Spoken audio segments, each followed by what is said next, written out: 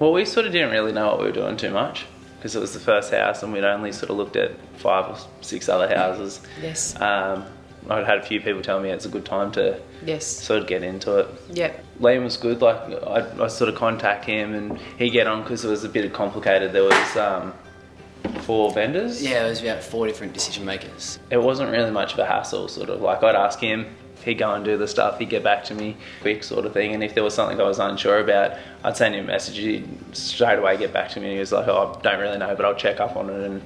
And it did make it easy. Like as I said, my process, I sat back and watched it all and paid a lot of attention and sort of sat quietly sort of by. But I really noticed that along the whole way, there was all these steps that you wouldn't picture they'd be so complicated sort of thing.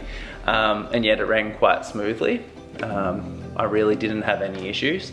And mine was a sort of complicated case, being not a permanent staff member, being casual and temporary. And so getting that background stuff, having Liam talk to me and then talk to the broker and the broker talk to him, and everything just sort of all moved in quite fluid and made it very clear like what could go wrong, what could go right, what your options, how they could lead to different outcomes. Just so it wasn't, I never felt like I was pressured like you have to make an offer, but it was more like, you know, this is what could happen or this is what might happen if you go this way. Yeah, so clear understanding and for a first home owner that was pretty good because I wasn't left questioning, sitting back at home thinking, oh, what if I do this or what if I do that? I sort of knew what the outcomes could be. It could go this way, it could go that way. Yeah. And it ended up pretty accurate. Like what he said to me sort of first day ended up being the case 4 weeks later or whatever when we finally got an offer accepted. Yeah, terrific. And would there be any advice you would give to buyers in the market right now trying to find a property?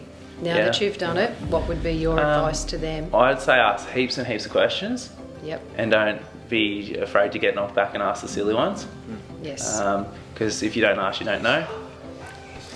and use love.